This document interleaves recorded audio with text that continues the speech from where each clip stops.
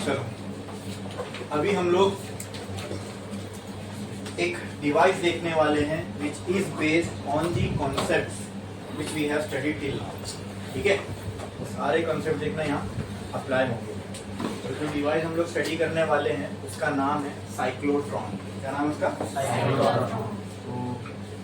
तो एक लाइन छोड़ो, स्टार डालो और लिख लो साइक्लोट्रॉन। एक मशीन है, ये डिवाइस है। ठीक है, ये साइक्लोट्रॉन करता क्या है? ठीक है, what is the need of cyclotron? तो इसकी नीड पे पहले बात करते हैं। हमको इतना तो मालूम है, एटम के अंदर सेंटर में क्या होता है? न्यूक्लियस। एंड न्यूक्लियस के अंदर क्या होता है? Proton and neutron. अब दोस्तों ये जो प्रोटॉन एंड न्यूट्रॉन है ना, ये आप एकदम समझ लो एक दूसरे से बहुत ही स्ट्रांगली अटैच्ड है। ठीक है, और जिस फोर्स से वो इतने स्ट्रांगली अटैच्ड है उसको बोलते हैं nuclear force, because it is inside nucleus. इस फोर्स को क्या बोलते हैं? Nuclear force. It is a very strong force in the universe. ठीक है, तो अगर हमको न्यूक्लियस को स्टडी करना है तो ये प्रोटॉन न्यूट्रॉन को बाहर निकालना पड़ेगा, न्यूक्लियस को फोड़ना पड़ेगा। ठीक है, बट अभी मैंने क्या कहा? In this nucleus proton and neutron are stuck together by a very strong force which is called as nuclear force। ठीक है, एक जन आगे बैठ जाओ, एक जन पीछे बैठ जाओ, या दोनों को साथ में बैठना है तो आगे बैठ जाओ। ठीक है, तो इनको अगर ब्रेक करना है तो एनर्जी भी बहुत ज्यादा लगेगी, क्योंकि इनके बीच का जो बॉन्ड है वो बहुत ही ज्यादा स्ट्रांग है। तो अगर इस न्यूक्लियस को हमको स्टडी करना है उसके लिए इन प्रोटॉन न्यूट्रॉन को न्यूक्लियस के बाहर निकालना पड़ेगा, और इतनी आसानी से वो निकलेंगे नहीं। तो उनको निकालने के लिए अगर हम एक पार्टिकल उस पर बहुत जोर से फेंक के मारे, है ना, तो समझ लो कि कहीं पे बहुत सारे मार्बल्स रखे हुए हैं। ठीक है, अब वो मार्बल के गुच्छे में से अगर एक मार्बल को निकालना है तो क्या मैं ऐसा कर सकता हूँ? बहुत दूर से मैंने एक मार्बल फेंक के मारा, वो मार्बल एक इस पे लगेगा और वहां से उस मार्बल को निकाल देगा। हो सकता है ना ऐसे? हाँ, तो सेम सिनेरियो आप न्यूक्लियस के साथ इमेजिन करो। अंदर छोटे छोटे प्रोटॉन न्यूट्रॉन से गोले गोले जैसे हैं। अब इनको फिर से बाहर निकालना है तो इनके ऊपर भी क्या करके फेंक के मारना पड़ेगा? पार्टिकल। और उस पार्टिकल को जिसको हम फेंक के मारेंगे न्यूक्लियस पे, ताकि प्रोटॉन या न्यूट्रॉन को स्टडी करे, इसमें से प्रोटॉन न्यूट्रॉन बाहर निकल सके, तो उसके लिए पार्टिकल के पास जो एनर्जी होनी चाहिए वो कैसी होनी चाहिए? बहुत कम, मॉडरेट, या बहुत ज्यादा? बहुत ज्यादा होनी चाहिए, क्योंकि वो one of the strongest force of universe के अगेंस्ट उसको काम करना है। One of the strongest force of universe के अगेंस्ट उसको काम करना है और निकालना है। बैठो, इधर बैठो। ठीक है, तो ये जो एनर्जी इस पार्टिकल को मिलेगी, ये कहां से मिलेगी? ये जो न्यूक्लियस के अंदर हमको निकालना है, प्रोटॉन न्यूट्रॉन को फोड़ना है, तो उसके लिए एक पार्टिकल को फेंक के इस पे मारना पड़ेगा, बराबर। उसके लिए जो हम पार्टिकल इसके ऊपर फेंक के मारेंगे, उस पार्टिकल के पास एनर्जी होनी चाहिए, और थोड़ी बहुत नहीं, बहुत ज्यादा होनी चाहिए। ठीक है, ठीक है, तो अब ऐसे एनर्जी वाले पार्टिकल को जनरेट करने के लिए हमको एक मशीन लगती है, उसको हम बोलते हैं पार्टिकल एक्सेलरेटर। क्या बोलते हैं? Particle accelerator. तो अगर एक मशीन के अंदर हमने पार्टिकल को डाल दिया, मशीन क्या करेगी? इस पार्टिकल को जोर जोर घुमा रही है बहुत स्पीड में, और छोड़ दे दिया, मतलब बहुत स्पीड में घुमाया और रिलीज कर दिया, तो पार्टिकल जुप करके ऐसा बाहर निकलेगा। आई बात समझ में? तो जब वो पार्टिकल बहुत स्पीड से बाहर निकलेगा, इतनी ज्यादा उसकी वेलोसिटी होगी, इसका मतलब उसके पास बहुत ज्यादा एनर्जी भी होगी, काइनेटिक एनर्जी। समझ में आ रहा है? समझ में आ रहा है? तो ये एनर्जी इस पार्टिकल को देने के लिए मुझे पहले तो क्या करना पड़ेगा? पार्टिकल को एक्सेलरेट करना पड़ेगा। क्या करना पड़ेगा? एक्सेलरेट। क्या? What is acceleration? Rate of change of velocity. मतलब मुझे टाइम के साथ, हो सकता है ना शुरुआत में पार्टिकल रेस्ट पे हो, उसको मैंने मशीन में लाया, और फिर उसकी क्या करा, धीरे धीरे वेलोसिटी बढ़ा रहा हूँ, राइट। तो टाइम के साथ जब वेलोसिटी बढ़ती है इसको हम क्या बोलते हैं, एक्सेलरेशन ही तो बोलते हैं। यानी मैं पार्टिकल को क्या कर रहा हूँ, एक्सेलरेट, और वो जब बहुत ज्यादा एक्सेलरेट हो जाएगा इतना कि जिससे वो एनर्जी बन जाए जो मुझे चाहिए न्यूक्लियस पे हिट करने के लिए, तब हम लोग उसको रिलीज कर सकते हैं, बराबर। तो उसके लिए मुझे पार्टिकल को पहले अपने डिवाइस के अंदर क्या करना पड़ेगा, एक्सेलरेट, क्या करना पड़ेगा, जिससे कि उसकी वेलोसिटी बहुत ज्यादा हो जाए। और अगर वेलोसिटी किसी पार्टिकल की बढ़ेगी तो जब वो निकलेगा तो काइनेटिक एनर्जी के साथ जाएगा, है ना। एक एनर्जी होती है जो वेलोसिटी से रिलेटेड है, विच इज काइनेटिक एनर्जी। तो हमको इसको एनर्जी ही तो देना है, ठीक है।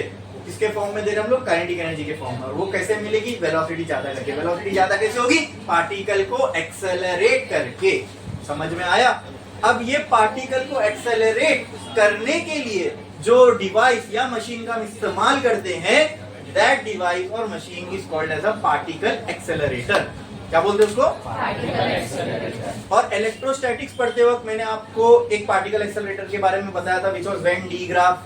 It was one of the initial types of particle accelerator, ठीक है।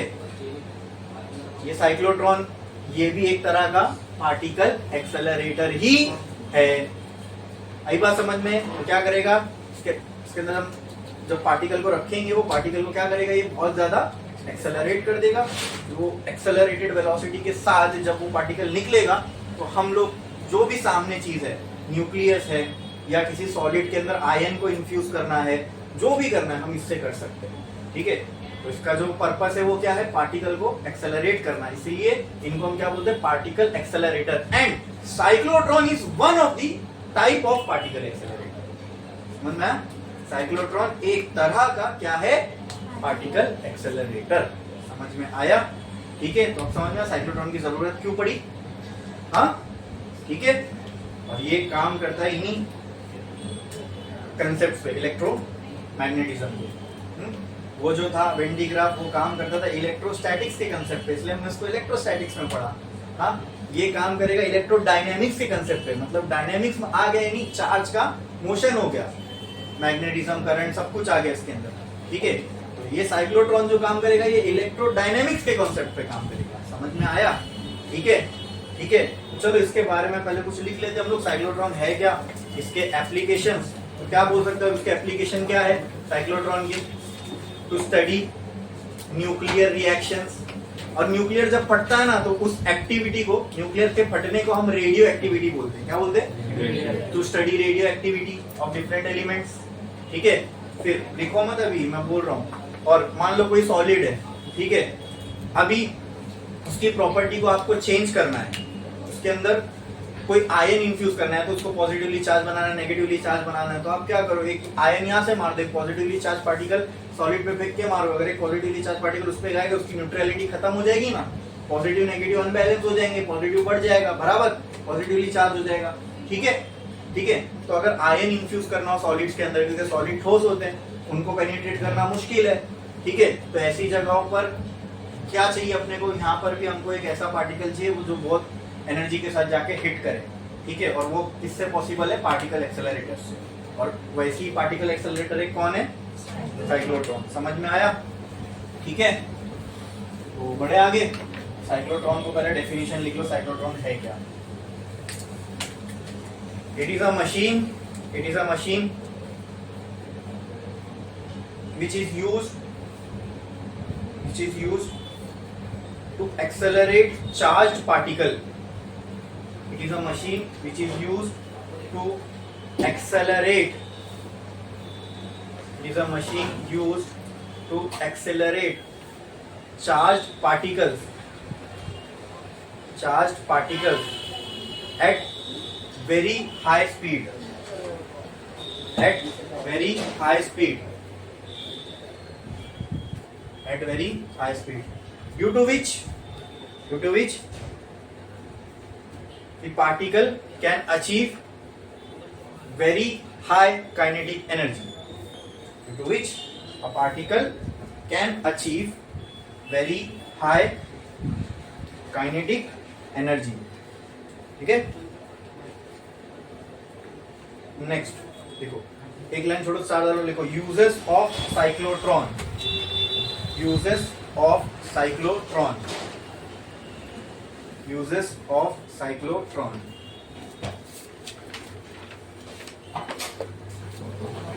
First use to study nuclear reactions.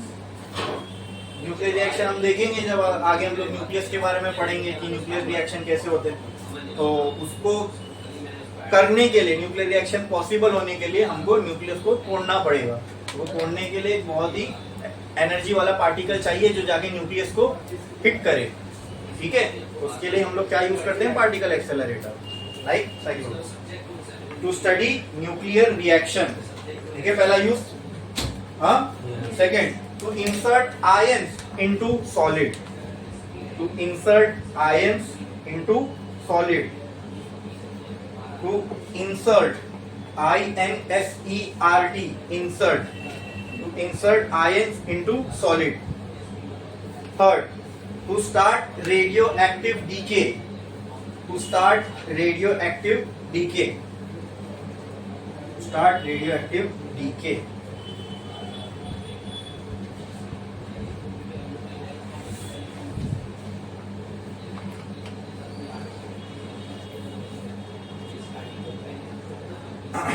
लिख लिए इतना? हाँ,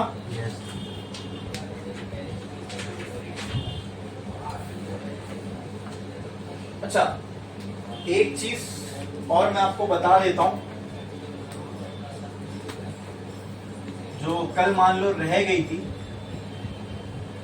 ये पता होगा तो काफी काम आएगा आपको। मैग्नेटिक फोर्स किसके बराबर हो रहा था? क्यू बी बी के, राइट।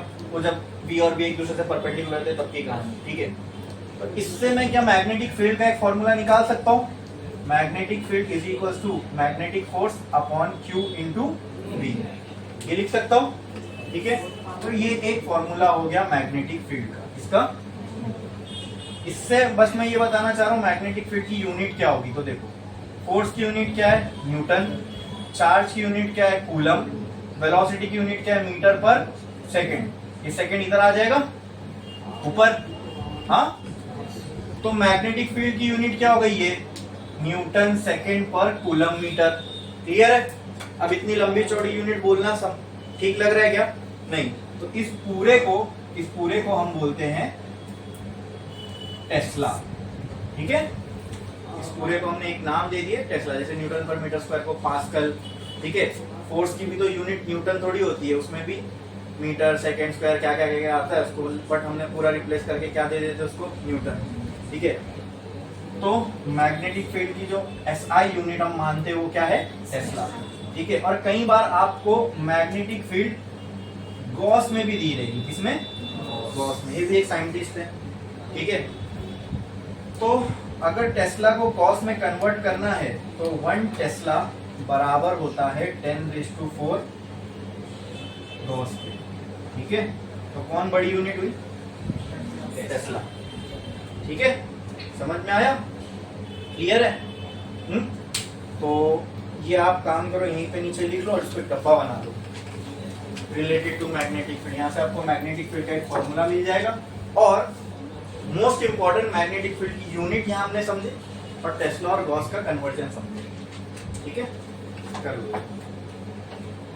ये कल मुझे उसी के साथ बता देना चाहिए था लेकिन रह गया जब हम F इक्वल टू QVB का रिलेशन देखे थे ना।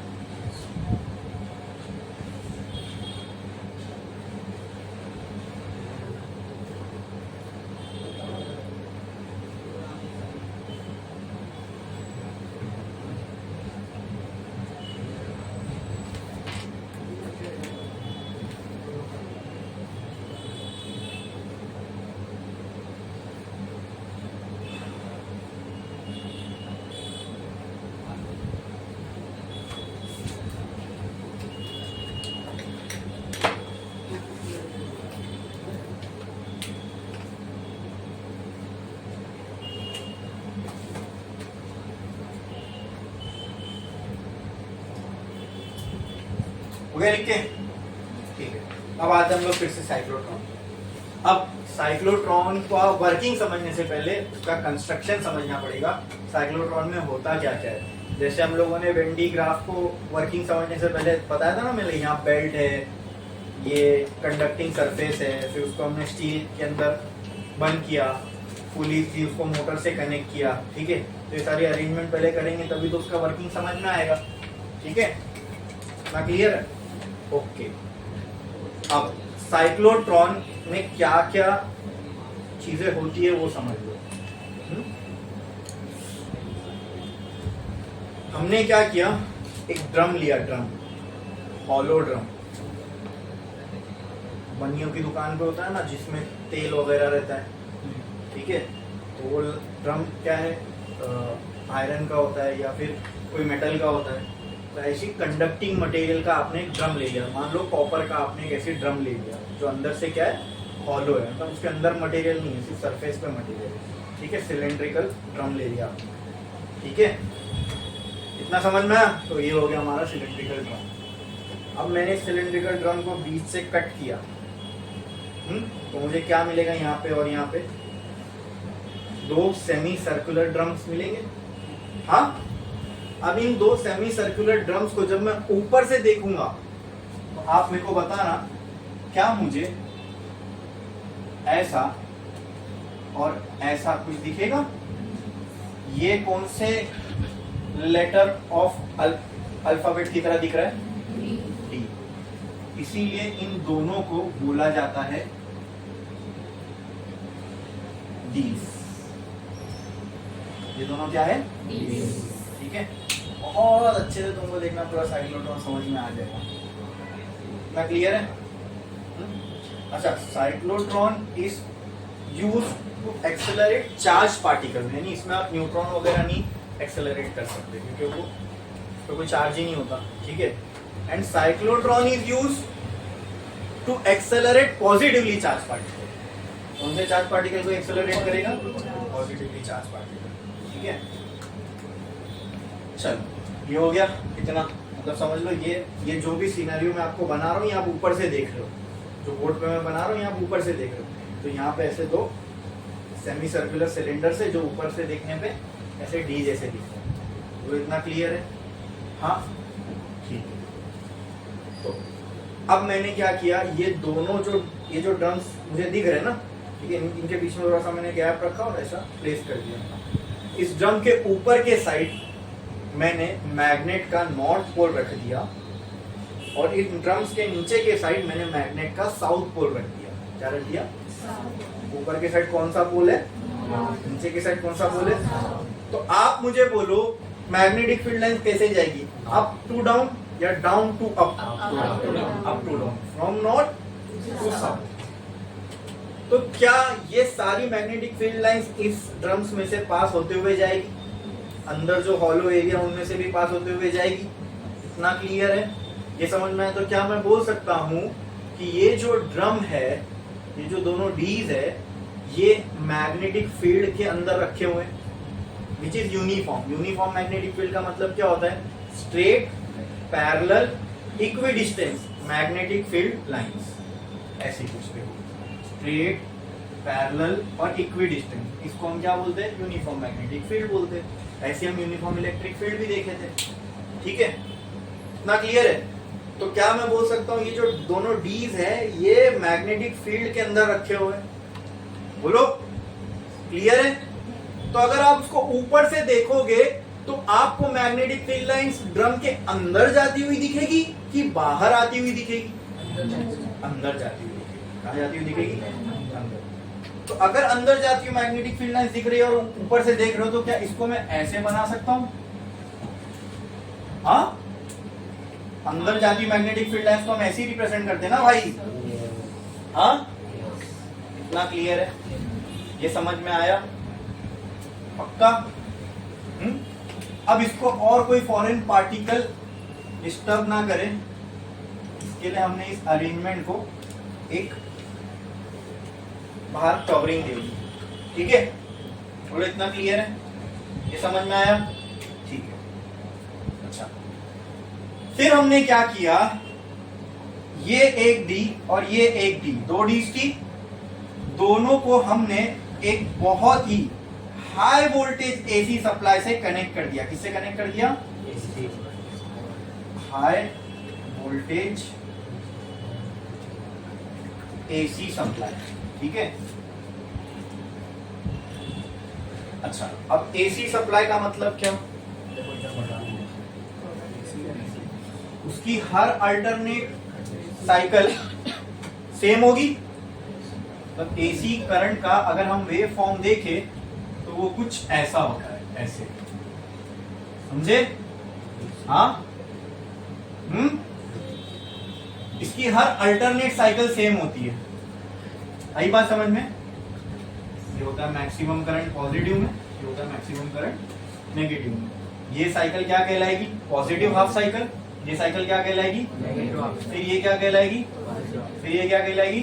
फिर ये क्या कहलाएगी? पॉजिटिव हाफ साइकिल, ठीक है। इसको हमने कौन सी सप्लाई से कनेक्ट कर दिया?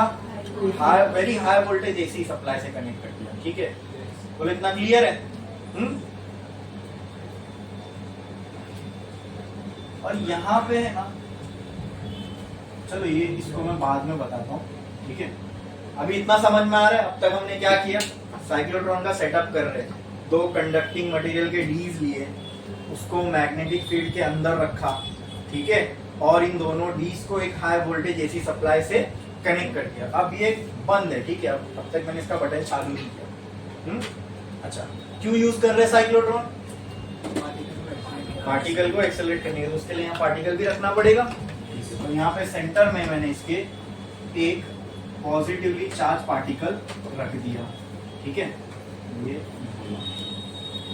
ठीक है, यहाँ पे इसके सेंटर में मैंने क्या रख दिया? Positively charge particle. बोलो क्लियर है इतना? ये चीज समझ में आई? यहाँ तक तैयार हो गया अपना सेटअप। अब मैं क्या करने जा रहा हूँ? बटन ऑन करने। किसका? एसी सप्लाई का, ठीक है। करें शुरू। अब हम लोग वर्किंग समझने जा रहे हैं साइक्लोट्रॉन की कैसे होगी। ओके, करें शुरू। ठीक है। जैसे ही मैंने बटन ऑन किया इस एसी सप्लाई का, ठीक है, तो एक प्लेट जो है पॉजिटिवली चार्ज हो जाएगी और एक प्लेट जो है वो नेगेटिवली चार्ज हो जाएगी। बोलो इतना क्लियर है? हाँ हाँ। जैसे ही मैंने एसी सप्लाई ऑन किया, पॉजिटिव हाफ साइकिल चलने लगी।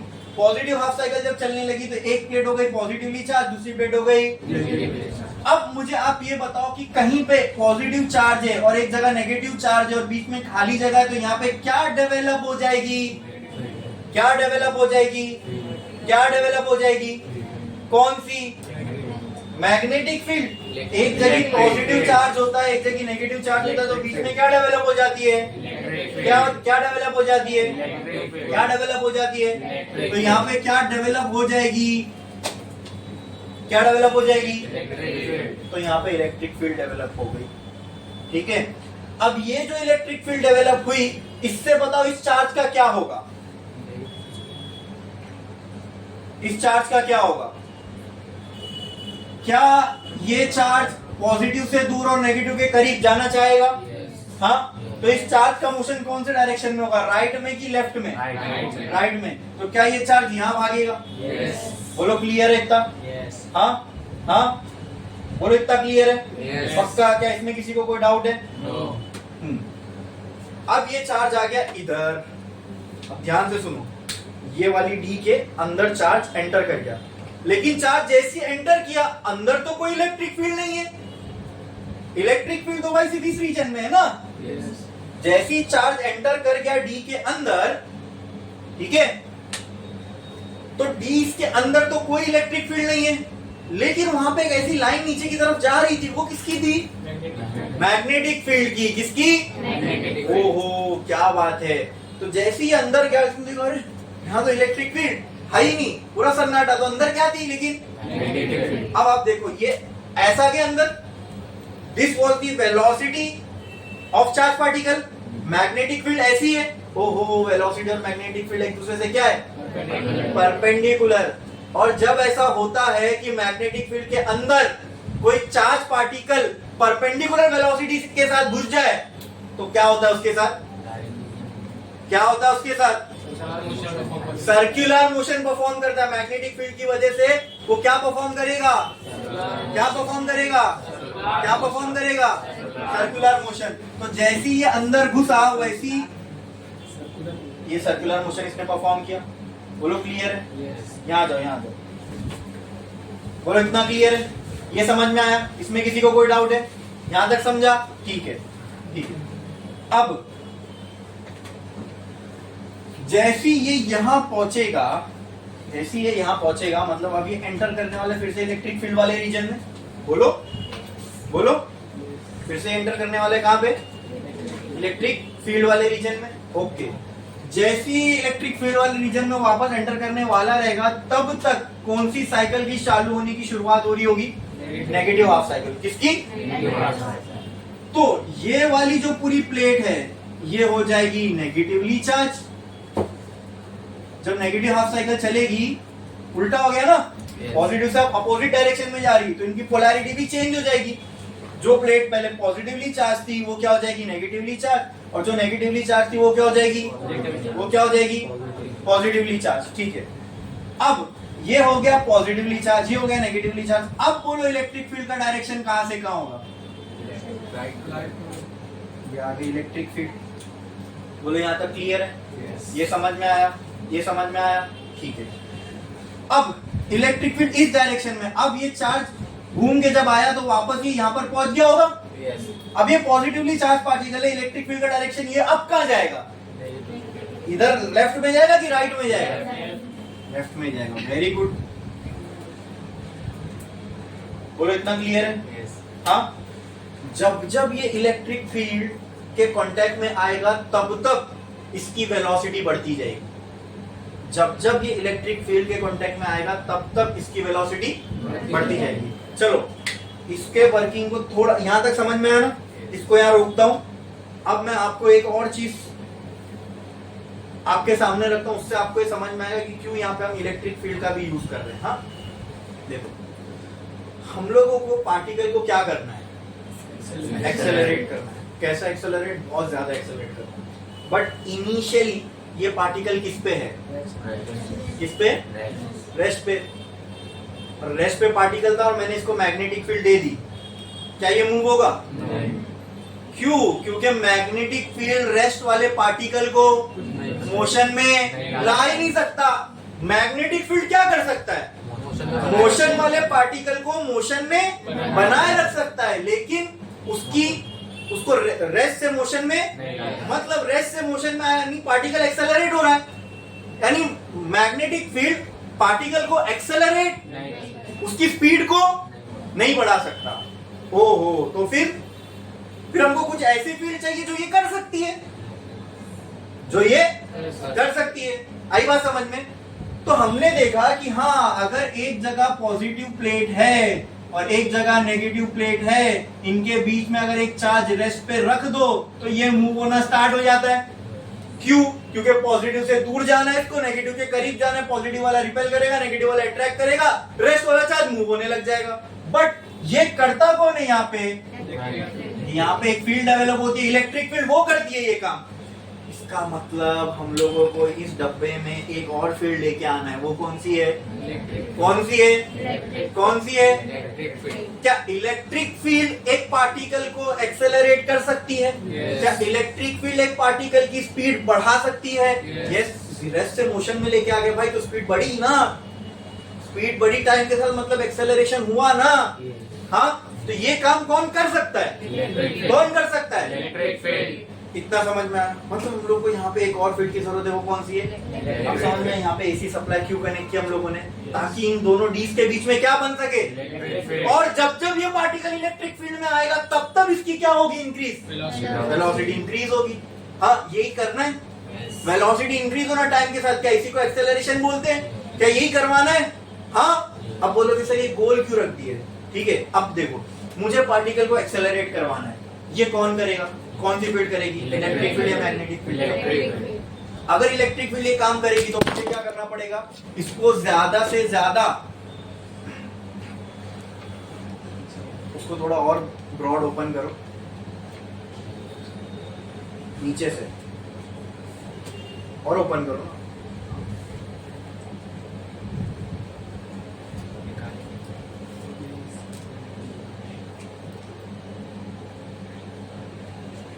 हो गया, हो गया, ठीक है। ये काम कौन सी फील्ड कर सकती है? इसको ज्यादा से ज्यादा एक्सेलरेट करना है, मतलब इसके अंदर ज्यादा से ज्यादा हमको एनर्जी भरनी है, तो ये काम कौन सी फील्ड कर सकती है? Electric field. कौन सी? तो अगर मेरे को ये पार्टिकल को बहुत ज्यादा एक्सेलरेट करना है तो क्या मैं बोल सकता हूँ इसको ज्यादा से ज्यादा टाइम तक इलेक्ट्रिक फील्ड में रखना पड़ेगा। हाँ, तो अपन ने क्या सोचा कि चलो इलेक्ट्रिक फील्ड में रखना पड़ेगा ना, तो एक बड़ी सी प्लेट बना देते हैं जो बहुत लंबे डिस्टेंस पर है, ठीक है। यहाँ इलेक्ट्रिक फील्ड बनेगी, हाँ, यहाँ मैंने एक चार्ज पार्टिकल रख दिया, अभी ज्यादा टाइम तक इलेक्ट्रिक फील्ड में रहेगा। जितने ज्यादा टाइम तक इलेक्ट्रिक फील्ड में रहेगा उतनी ज्यादा इसकी वेलोसिटी बढ़ती जाएगी। और वेलोसिटी बढ़ाना है तो इस प्लेट को और दूर रख दो, और ज्यादा टाइम तक ये इलेक्ट्रिक फील्ड में रहेगा, बराबर। लेकिन दोस्तों ये डिस्टेंस बढ़ाने, ये करने से क्या ये डी डिस्टेंस बढ़ जाएगा? हाँ, अरे बोलो, बढ़ जाएगा। क्या हमने ये फॉर्मूला देखा है E is equals to V by D? लेकिन ये डिस्टेंस तो बढ़ेगा, इलेक्ट्रिक फील्ड में ये ज्यादा टाइम तक तो रहेगा, लेकिन डिस्टेंस के बढ़ने से क्या इलेक्ट्रिक फील्ड कम नहीं हो जाएगी? ये रिलेशन के हिसाब से ये हमने इलेक्ट्रोस्टैटिक में पढ़ा था ना। हाँ, ये हमने इलेक्ट्रोस्टैटिक में पढ़ा था ना कि अगर ये रिलेशन के हिसाब से अगर ये डिस्टेंस बढ़ रहा है तो ये इलेक्ट्रिक फील्ड यहाँ पे क्या हो जाएगी? कम हो जाएगी। तो जो चीज एक्सेलरेशन करवाने वाली है वो खुद ही कम हो जाएगी, तो ये चलेगा क्या? मतलब पार्टिकल एक्सेलरेट हो पाएगा क्या? नहीं। तो ये चीज को हम नहीं यूज कर सकते। तो इसके लिए हमने क्या किया, ये डीज के फॉर्म में हमने कंडक्टर्स को रखा, ठीक है। अब देखो कैसा दिमाग लगा रहे हम लोग कि ये डिस्टेंस भी ना बढ़े। अगर ये डिस्टेंस नहीं बढ़ेगा तो इलेक्ट्रिक फील्ड वैसी ही रहेगी। आई बात समझ में? ठीक है, मतलब ये डिस्टेंस भी ना बढ़े और पार्टिकल इलेक्ट्रिक फील्ड में ज्यादा से ज्यादा टाइम तक रह सके। आई बात समझ में? क्या बोल रहा हूं मैं, समझ में? पार्टिकल जितना ज्यादा इलेक्ट्रिक फील्ड में रहेगा उतना ज्यादा उसका वेलोसिटी बढ़ेगी, उतना ज्यादा उसका एक्सेलरेशन होगा। बोलो, इतना क्लियर है? ये चीज समझ में आई? तो एक्सेलरेशन करने का काम कौन सी फील्ड कर सकती है? Electric field. कौन सी फील्ड कर सकती है? और पार्टिकल को मोशन में बनाए रखने का काम कौन सी फील्ड कर सकती है? कौन सी फील्ड? तो ऐसे आती हुई अपने पास कौन सी फील्ड है? Magnetic field. ठीक है, अब जब मैंने इसको ऑन कर दिया तो एक प्लेट पॉजिटिवली चार्ज हो गई थी, एक प्लेट नेगेटिवली चार्ज हो गई थी, पार्टिकल बीच में था, इलेक्ट्रिक फील्ड की वजह से पार्टिकल वहां भागा, रेस्ट से मोशन में आ गया। फिर ये जैसे अंदर गया डी के, तो यहाँ पे तो इलेक्ट्रिक फील्ड नहीं थी, बराबर बराबर, पर यहाँ पे कौन सी फील्ड थी? अब मैग्नेटिक फील्ड में जब कोई पार्टिकल परपेंडिकुलर वेलोसिटी के साथ आएगा, देखो ना, ये इसकी वेलोसिटी का डायरेक्शन, ये मैग्नेटिक फील्ड का डायरेक्शन, दोनों एक दूसरे से क्या है? तो जब मैग्नेटिक फील्ड में कोई पार्टिकल परपेंडिकुलर वेलोसिटी के साथ एंटर करेगा, ठीक है, तो वो क्या परफॉर्म करने लग जाएगा? कौन सा मोशन? तो इतना क्लियर है? ये चीज समझ में आई? इसमें किसी को कोई डाउट है? ठीक है, तो यहाँ पे सर्कुलर मोशन परफॉर्म करेगा, ये कर लिया इसमें सर्कुलर मोशन परफॉर्म। ठीक है, जैसे ही यहाँ पे आया, इसकी जो पॉजिटिव हाफ साइकिल है वो चेंज होके क्या चालू हो जाएगी? क्या चालू हो जाएगी? Negative half cycle. बोलो, इतना क्लियर है? अब इसकी नेगेटिव हाफ साइकिल चालू हो गई, तो ये वाली प्लेट जो पहले नेगेटिव थी अब क्या हो जाएगी? और जो पॉजिटिव थी वो क्या हो जाएगी? बोलो, इतना क्लियर है? बोलो, इतना क्लियर है? अच्छा, वो वेलोसिटी का फॉर्मूला याद है जो हमने पिछली बार निकाले थे? जब एक पार्टिकल सर्कुलर, एक चार्ज पार्टिकल मैग्नेटिक फील्ड में सर्कुलर मोशन परफॉर्म कर रहा है, तो इसके रेडियस का फॉर्मूला क्या होगा? बताओ मुझे। R is equal to M V perpendicular by Q V. Very good, यही हमने पिछले लेक्चर में डिराइव किए थे ना। हाँ, अब आप मुझे बताओ दोस्तों, अगर वेलोसिटी बढ़ रही है चार्ज पार्टिकल की तो क्या उसका रेडियस बढ़ेगा? Yes. तो जैसे ये दूसरी बार इलेक्ट्रिक फील्ड में आया, अब पार्टिकल फिर से क्या होगा? एक्सेलरेट। एक्सेलरेट मतलब उसकी वेलोसिटी बढ़ जाएगी। अगर इसकी वेलोसिटी बढ़ गई तो पहले ये जितने रेडियस से घूमा था, क्या अभी उतने रेडियस से घूमेगा? नहीं, अभी इसके रेडियस पहले से ज्यादा होगा। ये फॉर्मूला देखो, ये तो हमने लास्ट लेक्चर में डिराइव किए थे ना, समझ में? इसलिए मैंने कहा था साइक्लोट्रॉन पढ़ने के लिए वो सारे कंसेप्ट मालूम होना जरूरी है। बोलो, इतना क्लियर है? ये चीज समझ में आ रही है? हाँ, क्लियर? इसमें किसी को कोई डाउट? तो ये चार्ज पार्टिकल आ गए इधर, इस सेकेंड टाइम इलेक्ट्रिक फील्ड में एंटर किया, इसकी वेलोसिटी और बढ़ गई, इसकी वेलोसिटी। अब जैसी इसकी वेलोसिटी और बढ़ी, ये इस वाले डी में घुसा, ठीक है। अब इस डायरेक्शन में मूव होगा ना, क्योंकि ये पॉजिटिव हो गया, ये अब इलेक्ट्रिक फील्ड को यहाँ ढकेलेगी, इस डी में घुसा, जैसे अंदर क्या फिर से इलेक्ट्रिक फील्ड गायब। लेकिन अंदर कौन सी फील्ड है, ये ऐसे परपेंडिकुलर वेलोसिटी के साथ आया, मैग्नेटिक फील्ड ऐसी है, अब फिर से क्या परफॉर्म करेगा। लेकिन अब जो सर्कुलर मोशन होगा उसका रेडियस पहले से, क्यों, क्योंकि अब क्या बढ़ गई, देखो ना वेलोसिटी बढ़ी ना पहले राउंड से ज्यादा, क्योंकि अभी सेकंड टाइम इलेक्ट्रिक फील्ड में एंटर हुआ, ठीक है। अब इसकी वेलोसिटी बढ़ गई, वेलोसिटी बढ़ी तो इसने रेडियस भी बड़ा कर लिया। बोलो इतना क्लियर है, ये समझ में आया क्या, इसमें किसी को कोई डाउट है, हाँ ठीक है। जैसे ही यहाँ पहुंचेगा तो नेगेटिव हाफ साइकिल खत्म होके क्या शुरू हो रही होगी, जैसी पॉजिटिव हाफ साइकिल शुरू होगी फिर ये क्या हो जाएगा, फिर ये पूरा साइड क्या हो जाएगा। अब इलेक्ट्रिक फील्ड कहां से कहां होगी, लेफ्ट टू राइट, ये डायरेक्शन में पार्टिकल आ गया इधर, तीसरी बार इलेक्ट्रिक फील्ड में एंटर हुआ, फिर इसकी वेलोसिटी पहले से ज्यादा होगी, अब और ज्यादा वेलोसिटी के साथ इस साइड भागेगा, फिर ये डी में अंदर गया, जैसे ये डी में अंदर गया, ऊपर को अंदर क्या है, वो परपेंडिकुलर वेलोसिटी, मैग्नेटिक फील्ड दोनों एक दूसरे से परपेंडिकुलर है, अब क्या परफॉर्म करेगा। लेकिन क्योंकि अब इसकी वेलोसिटी पहले से ज्यादा बढ़ चुकी है, अब जो सर्कुलर मोशन परफॉर्म करेगा पहले से ज्यादा रेडियस का होगा, क्या ये फिर दोबारा से नेगेटिव हाफ साइकिल चालू होगी, फिर पोलैरिटी बदलेगी, इलेक्ट्रिक फील्ड इस डायरेक्शन में आ गई, फिर स्पीड बढ़ गई, रेडियस बढ़ गया, ये चलता रहेगा चलता रहेगा। एक टाइम आएगा ये ऐसे हर राउंड के साथ, यानी हर आधे चक्कर में इसकी वेलोसिटी बढ़ रही, मतलब टाइम के साथ इसकी वेलोसिटी, यानी ये एक्सेलरेट होता जा रहा है। बोलो क्लियर है, समझ में आया। यहाँ हम लोग एक छोटा सा पार्ट लगाते हैं, इसको बोलते हैं डिफ्लेक्टर। क्या बोलते हैं, डिफ्लेक्टर। मतलब ये क्या करेगा, मतलब ऐसा थोड़ा सा ऐसा उसको डायरेक्शन दे देगा ताकि यहां से, और यहां हम इसको इस वाली डी में हम लोग एक छोटी सी ओपनिंग दे देंगे। डिफ्लेक्टर क्या करेगा, ये गोल गोल घूम रहा है ना, अब अगला राउंड ना मारे, इसलिए डिफ्लेक्टर क्या करेगा, इसको थोड़ा सा डायरेक्शन दे देगा ताकि इस ओपनिंग के थ्रू बाहर निकल जाए। लेकिन सोचो जब तक ये यहां पहुंचेगा तब तक इसकी वेलोसिटी बहुत ज्यादा बढ़ चुकी होगी, यानी बहुत ज्यादा एक्सेलरेटेड हो चुका होगा, तो बहुत ज्यादा काइनेटिक एनर्जी के साथ यहाँ से निकलेगा और सामने आपको जो भी करना है, nuclear reaction, radio activity, ion induce, वो सामने रख दो, ये जाके सीधा उसमें इंसर्ट हो जाएगा। समझ में आया, क्लियर है क्या, इसमें किसी को कुछ भी डाउट है। ये पूरे साइक्लोट्रॉन का कंसेप्ट सबको अच्छे से समझ में आया, हाँ क्या क्या यूज होता है, क्या वर्किंग है, कैसे इसमें इलेक्ट्रिक फील्ड भी काम कर रही है और मैग्नेटिक फील्ड भी काम कर रही है, यहाँ दोनों फील्ड एक साथ मिलके काम कर रही है, ठीक है। और यहाँ पे इस फॉर्मूले का बहुत बड़ा रोल है, यानी जो फॉर्मूला हमने सोच के डिराइव किया था, एक्चुअली इस फॉर्मूले का यूज इस डिवाइस में हो रहा है। इस फॉर्मूले ने हमको बताया कि वेलोसिटी बढ़ेगी तो ये आर बढ़ेगा, तो वो प्रॉब्लम देके सॉल्व हो गई, जिसके अंदर तो बजाय चार्ज पार्टिकल को स्ट्रेट घुमाने के, हमने क्या किया, पार्टिकल को सर्कुलर मोशन में घुमाने लग गए।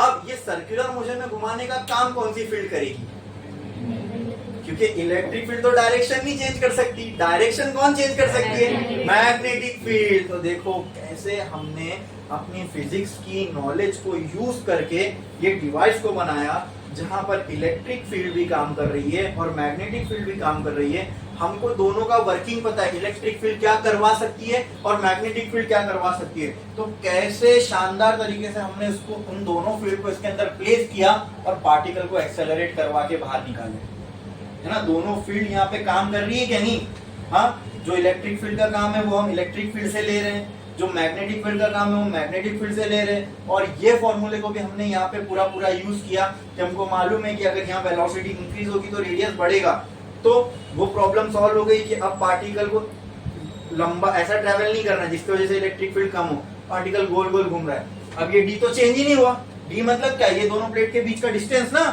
यहाँ तो डी चेंज ही नहीं हुआ, तो इलेक्ट्रिक फील्ड कम होगी क्या, नहीं। लेकिन हर बार वही इलेक्ट्रिक फील्ड में जब पार्टिकल आता रहेगा तो हर बार उसकी वेलोसिटी बढ़ती जाएगी, और यही करना था, आया समझ में।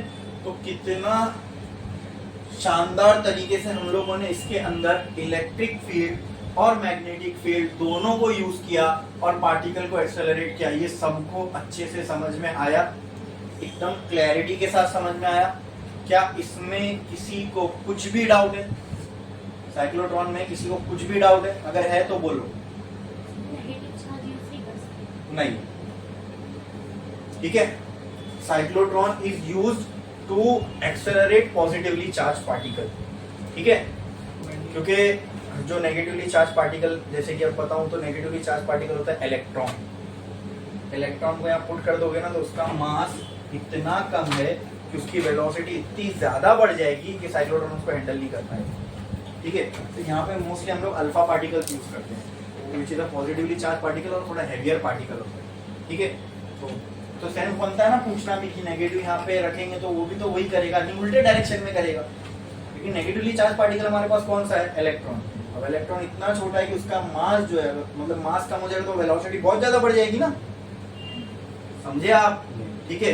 तो वो इतनी ज्यादा हो जाएगी कि it is not possible for the electron to handle it, समझे। इसलिए नेगेटिवली चार्ज पार्टिकल को ये, इसमें हम नेगेटिवली चार्ज पार्टिकल को एक्सेलरेट नहीं कर सकते। आई बात समझ में?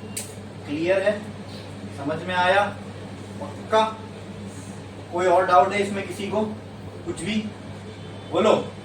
क्यों नेगेटिवली चार्ज पार्टिकल नहीं करता है एक्सेलरेट, वो भी समझ में आया? हाँ, ठीक है। तो बना लो ये डायग्राम। और सुनो, जो भी मैंने अभी आपको बोला ना, तो एग्जाम में अगर साइक्लोट्रॉन आया तो इसको आपको इंग्लिश में लिखना है। अभी आपको आपकी नोट्स में प्रॉपर सिस्टमेटिक पॉइंट के फॉर्म में मिल जाएगा, तो वहां से आप इसको लिख सकते हो। या फिर अगर आपको लगता है आपकी इंग्लिश अच्छी है, आप पॉइंट्स को प्रॉपर फ्रेम करते हो, तो कुछ नहीं करना है, जो मैंने आपसे कहा है बस इसी को आपको इंग्लिश में लिख के आना है। समझ में आया? ठीक है, तो ये डायग्राम बना लो साइक्लोट्रॉन का जल्दी।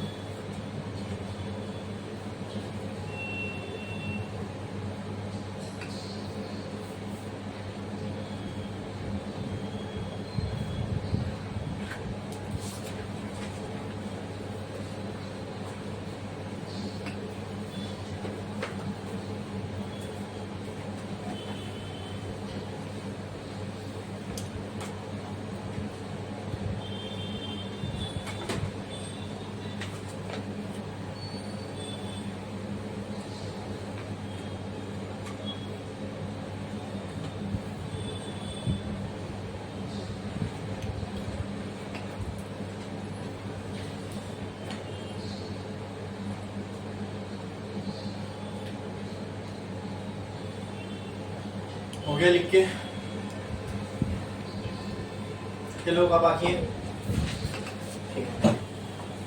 अब हमने साइक्लोट्रॉन का वर्किंग समझा। अब साइक्लोट्रॉन के लिए हम लोग मैथमेटिकल रिलेशंस निकालेंगे, ठीक है।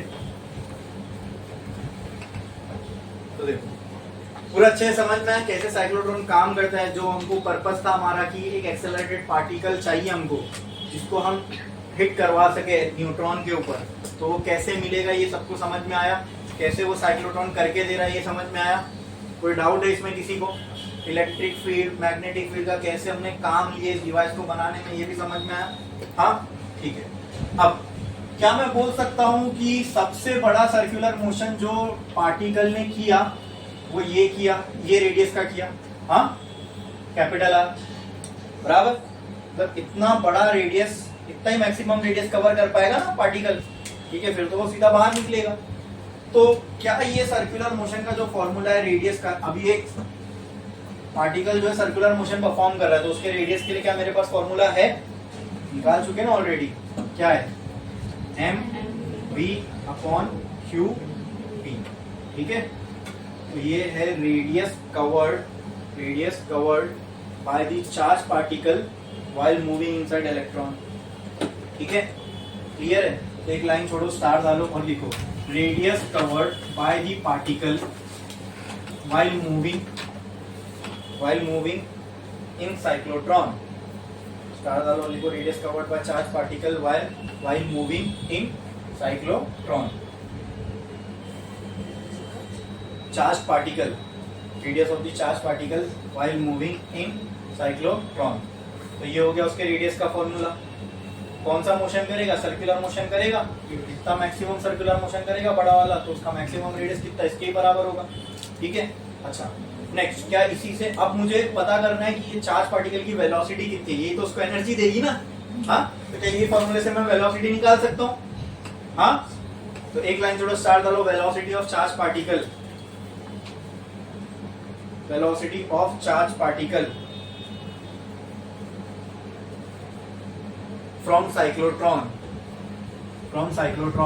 तो क्या मैं दोस्तों v का फॉर्मूला ऐसा लिख सकता हूं, v इज इक्वल टू, ये इधर चला जाएगा,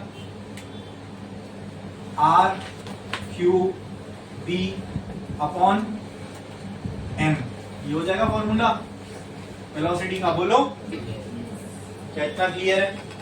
ये समझ में आया? इसमें किसी को कोई डाउट है? बोलो, एकदम क्लियर है, ठीक है। एनर्जी होगी पार्टिकल के पास, वही एनर्जी से जाके न्यूक्लियस को हिट करेगा ना। कौन सी एनर्जी होगी? बिकॉज इट हैज वेलोसिटी, इसके पास कौन सी एनर्जी होगी?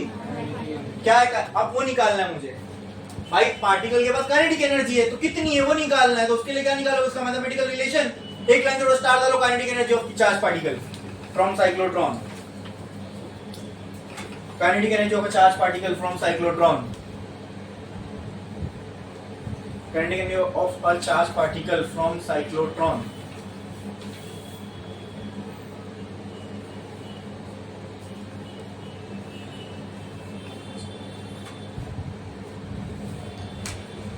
लिखे? तो बोलो काइनेटिक एनर्जी का फॉर्मूला क्या होता है दोस्तों? Kinetic energy is equals to half M V square. Kinetic energy निकालना है मुझे, ठीक है। Half into M into V का फॉर्मूला है मेरे पास ऑलरेडी है, तो उसकी जगह पे मैं क्या ये पुट कर सकता हूँ, R square Q square, R Q B by M the whole. तो क्या काइनेटिक एनर्जी ये हो जाएगी half M into R square Q square B square upon ये एम। तो kinetic energy from, kinetic energy of a charge particle from cyclotron कितनी हो जाएगी? बोलो, R square Q square B square upon, ये हो गई kinetic energy of charge particle. इतनी काइनेटिक एनर्जी से बाहर आएगा। कुछ डिफिकल्ट था ये फॉर्मूलेस निकालना, ये तो हमने ऑलरेडी निकाल चुके, बस इसको रीअरेंज किए, वी आ गया, वी को काइनेटिक एनर्जी में पुट करे, काइनेटिक एनर्जी आ गई। सिंपल, समझ में आया? इसमें किसी को कोई डाउट है? छापो ये काइनेटिक एनर्जी का फॉर्मूला लिखो। काइनेटिक एनर्जी का सिंपल फॉर्मूला है ना, half M V square. V की जगह जो चार्ज पार्टिकल की वेलोसिटी वो पुट कर दो, वो काइनेटिक एनर्जी मिल जाएगी चार्ज पार्टिकल की। करो जल्दी।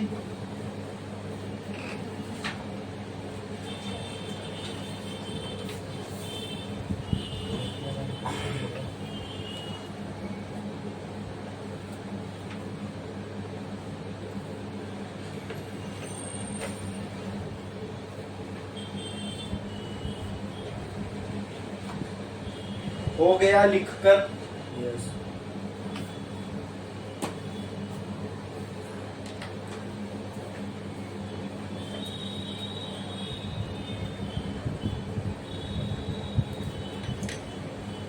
काइनेटिक एनर्जी भी निकाल ली हमने एक चार्ज पार्टिकल की जो साइक्लोट्रॉन से निकलेगा उसके पास होगी। चलो इसका मोमेंटम देखते हैं। एक लाइन थोड़ा स्टार्ट दो, लिखो momentum of a charge particle from cyclotron. Momentum of a charge particle from cyclotron. ये सब फॉर्मूले देखने में तो बहुत डिफिकल्ट है, लेकिन जब हम डिराइव कर रहे हैं तो कुछ मुश्किल है क्या? ये कुछ भी नहीं है। आर हमने पहले ही निकाल चुके, बस उसको रीअरेंज कर रहे हैं और कुछ नहीं कर रहे हैं। ठीक है, तो देखो दोस्तों, मोमेंटम का जो फॉर्मूला है वो क्या होता है? m इंटू वी बराबर। तो मोमेंटम हम निकाल रहे हैं किसके? चार्ज पार्टिकल का। तो मास तो m ही लिए थे हमने। v का फॉर्मूला क्या है हमारे पास? r q v by m। लो मोमेंटम आ गया चार्ज पार्टिकल का, r q। खत्म। मुश्किल था? ये सब साइक्लोट्रॉन के डेरिवेशन से मैथमेटिकल रिलेशन। अब टेक्स्ट बुक में सब देखोगे तो सब बहुत डिफिकल्ट लगता है, कुछ भी नहीं है। एग्जाम में आया 4 मार्क के लिए तो एकदम फटाफट कर सकते हो ये सब।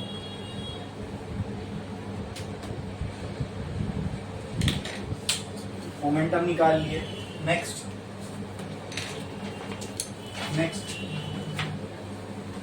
अब लेट्स से दोस्तों, अगर मुझे टाइम पीरियड निकालना है, ठीक है, इस चार्ज पार्टिकल का टाइम पीरियड निकालना है, तो कैसे निकालेंगे? तो पहले तो मुझे बताओ टाइम पीरियड क्या होता है? कितना टाइम लगा? हाँ, तो वेरी गुड। तो टाइम पीरियड जब भी हम सुनते हैं तो उससे हमको ये समझ में आता है कि कितना टाइम लगा पार्टिकल को ये करने में, है ना, पूरा घूम के बाहर निकलने में, बराबर। लेकिन इसको टाइम पीरियड नहीं बोलते, तो नाम से ऐसा लगता है। अब जो मैं बता रहा हूँ, यस, अब जो मैं बता रहा हूँ ये पूरे फिजिक्स के लिए वैलिड है, पूरे फिजिक्स के लिए, ठीक है। सिर्फ इसके लिए नहीं, इस टॉपिक के लिए, इस चैप्टर के लिए नहीं, पूरे फिजिक्स में जहां पर भी आप सुनोगे टाइम पीरियड बोला है या टाइम पीरियड निकालने बोला, तो पहले तो टाइम पीरियड को रिप्रेजेंट करते हैं कैपिटल टी से। किससे? और कोई दूसरा टाइम होगा तो उसको स्मॉल टी से करेंगे। Time period is always represented by capital T. Time period is the time required to complete one cycle. बस इसको ही टाइम पीरियड बोलते हैं। अब इसने न जाने यहाँ पे हजारों साइकिल कंप्लीट की होगी, तो हमको 1000 साइकिल का टाइम नहीं चाहिए, हमको सिर्फ वो टाइम चाहिए जो इसने एक साइकिल को कंप्लीट करने में लगाया, ठीक है। अब इसी को टाइम पीरियड बोलते हैं। अब देखो, एक साइकिल एक सर्कुलर मोशन की हो सकती है, जब हम एसी करंट पढ़ेंगे वहां एक साइकिल एक वेव फॉर्म की हो सकती है, बराबर। ऑक्सीलेशन पढ़ेंगे वहां पे एक साइकिल एक ऑक्सीलेशन कंप्लीट करने की हो सकती है।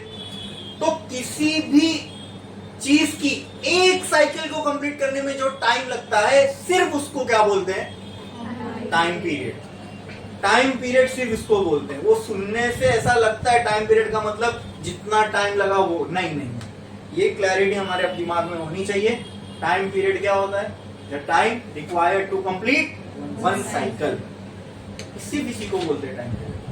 ये यहाँ पे कौन सा मोशन परफॉर्म कर रहा है? तो क्या एक साइकिल में ये सर्कल इतना डिस्टेंस कवर करेगा? टाइम पे आएंगे बाद में, आप मुझे डिस्टेंस बताओ। तो ये डिस्टेंस क्या होता है? एक चक्कर, यानी इसने ये डिस्टेंस कवर किया, तो ये डिस्टेंस किसके बराबर होगा? ये डिस्टेंस किसके बराबर होगा?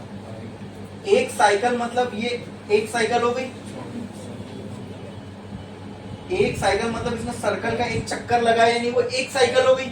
मैं पूछ रहा हूँ, इस एक साइकिल को करने में इसने डिस्टेंस कितना कवर किया?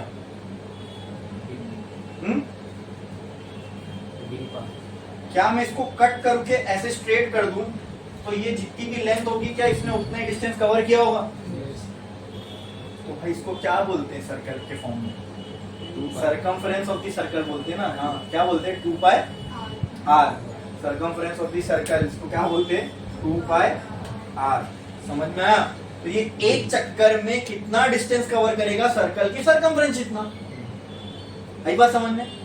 या अगर ये r रेडियस का सर्कल इसने कवर किया, ठीक है, तो मैं बोलूं एक चक्कर में इसने कितना डिस्टेंस कवर किया, तो आप क्या बोलोगे? Distance will be equal to 2 pi R, है ना भाई, इतना डिस्टेंस कवर करेगा ना। एक सर्कल घूमा तो एक सर्कल घूमने में डिस्टेंस कितना कवर किया, उतना ही जितना सर्कल का सरकमफ्रेंस है। समझ में आया? और what is the formula for circumference of the circle? 2 pi R. ठीक है, अब मुझे निकालना है टाइम पीरियड। क्या निकालना है? एक लाइन छोड़ो, स्टार्ट कर, देखो time period of charge particle, और ब्रैकेट में लिखना कैपिटल टी।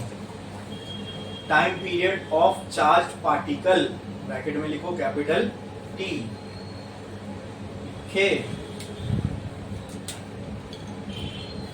ओके, अच्छा, अब कैपिटल टी निकालना है। उसके लिए मैं क्या करता हूँ, वेलोसिटी से शुरू करता हूँ। वेलोसिटी या फिर स्पीड से शुरू करता हूँ। स्पीड क्या होता है? Distance upon time. Distance covered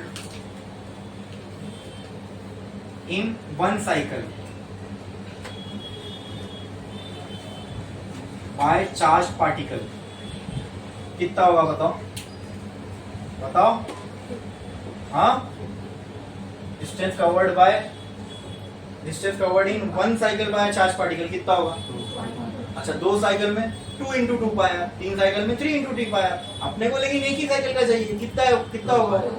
2 pi are के बराबर, 2 पाई आर। वेलोसिटी, मुझे क्या निकालना है? Time period. क्या निकालना है? Time period. इस फॉर्मूले को टाइम पीरियड के फॉर्मूले लेके आ जाओ। Time period will be equal to D by V. Distance यहाँ कौन सा पुट करोगे? क्या किसका फॉर्मूला निकाल रहे हो? टाइम पीरियड का मतलब क्या? वो टाइम जो पार्टिकल को लगा एक चक्कर लगाने में। तो यहाँ पे डिस्टेंस 100 चक्कर का रखोगे कि एक चक्कर का? क्योंकि आप टाइम भी एक चक्कर का ही निकाल रहे हो, तो यहाँ डिस्टेंस भी कितने चक्कर का रखोगे? तो यहाँ पर मैं डिस्टेंस पुट कर देता हूँ जो एक चक्कर लगाने में लगा, वो कितना है? 2 पाई आर। वी आ चुका है, वी आ चुका है। बोलो वी का फॉर्मूला क्या था? R Q B upon M. R Q B upon, यहाँ से ये आर कैंसल, ये एम चला जाएगा ऊपर। तो time period is equal to 2 pi M upon Q B. चलो कर लो ये टाइम पीरियड के लिए, टाइम पीरियड के लिए कर लो ये जल्दी।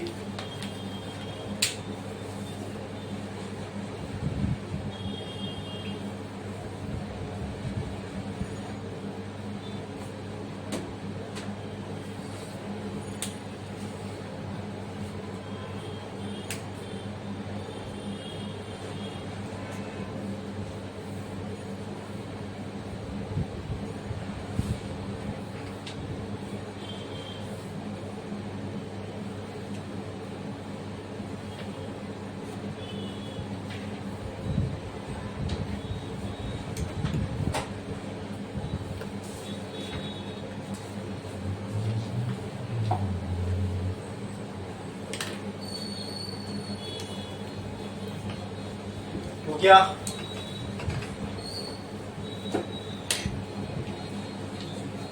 अब नेक्स्ट हमको निकालना है frequency of that charge particle. ठीक है, देखो एक लाइन छोड़ो, स्टार डालो, लिखो frequency of charge particle. Frequency of charge particle, ये सब मैथमेटिकल रिलेशन हम किसके लिए निकाल रहे हैं? For cyclotron. साइक्लोट्रॉन में जो चार्ज पार्टिकल है उसके लिए frequency of charge particle from cyclotron. ठीक है, time period of charge particle from cyclotron, वो भी लिख सकते हो। ठीक है, अब फ्रीक्वेंसी का मतलब समझ लो। टाइम पीरियड का मतलब क्या था? एक चक्कर लगाने में, एक साइकिल कंप्लीट करने में जितना टाइम लगा, that time is called as time. Frequency का मतलब होता है number of cycles completed in 1 second. ठीक है, फ्रीक्वेंसी क्या होती है? Number of cycle completed in 1 second. हो सकता है 1 सेकेंड में इसने 100 साइकिल कंप्लीट किया हो, एक बार समझ लें। 1 सेकेंड में 1000 कंप्लीट किया हो, कुछ भी हो सकता है। ठीक है, ठीक है, इसको बोलते हैं फ्रीक्वेंसी। 1 सेकेंड में पार्टिकल कितनी साइकिल कंप्लीट कर रहा है, इसको बोलते हैं फ्रीक्वेंसी। टाइम पीरियड क्या होता है? एक साइकिल कंप्लीट करने में कितना टाइम लगा, ये होता है टाइम पीरियड। और 1 सेकेंड में कितनी साइकिल कंप्लीट हुई, ये होती है फ्रीक्वेंसी। तो फ्रीक्वेंसी को बोला जाता है रेसिप्रोकल ऑफ टाइम पीरियड। और इस frequency just reciprocal of time period. Time period हमको आ चुका है। सिर्फ इसी केस में नहीं, आप कोई भी चीज पढ़ो उसमें फ्रीक्वेंसी हमेशा टाइम पीरियड का रेसिप्रोकली होगी। आप एसी करंट पढ़ोगे, वहां पे आप करंट का टाइम पीरियड निकालोगे तो करंट की फ्रीक्वेंसी क्या हो जाएगी, जो भी उसका टाइम पीरियड होगा उसका उल्टा। तो यहाँ पे 1 अपॉन टाइम पीरियड क्या आया, 2πm/QB। तो QB चला जाएगा ऊपर, frequency will be equal to QB upon 2π, है ना, उल्टा हो गया, ये हो गई फ्रीक्वेंसी।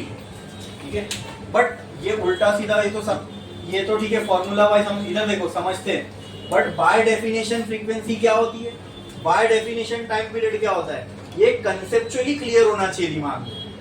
टाइम पीरियड फिर से क्या होता है, the time required to complete one cycle, but 2 cycle. Frequency क्या होती है, number of cycle completed in 1 second, ये होती है फ्रीक्वेंसी। आई बात समझ में? छापो।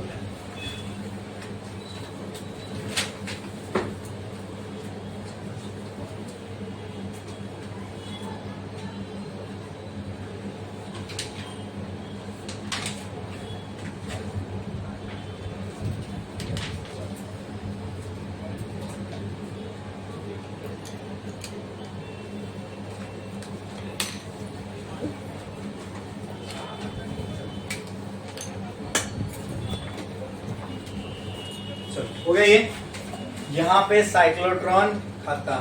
साइक्लोट्रॉन के सारे मैथमेटिकल रिलेशन हमने देख लिए। समझ में आया ना पूरा साइक्लोट्रॉन का वर्किंग? हाँ, बहुत अच्छे से।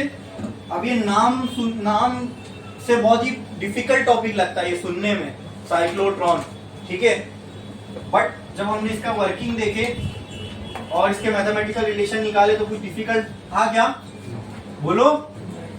या आपको इसलिए डिफिकल्ट नहीं लगाना दोस्तों क्योंकि आप लोगों ने इसके पहले के जो भी कंसेप्ट थे वो समझ चुके थे। मैं आपको वो क्लियर करते हुए यहाँ तक लेके आया, ठीक है।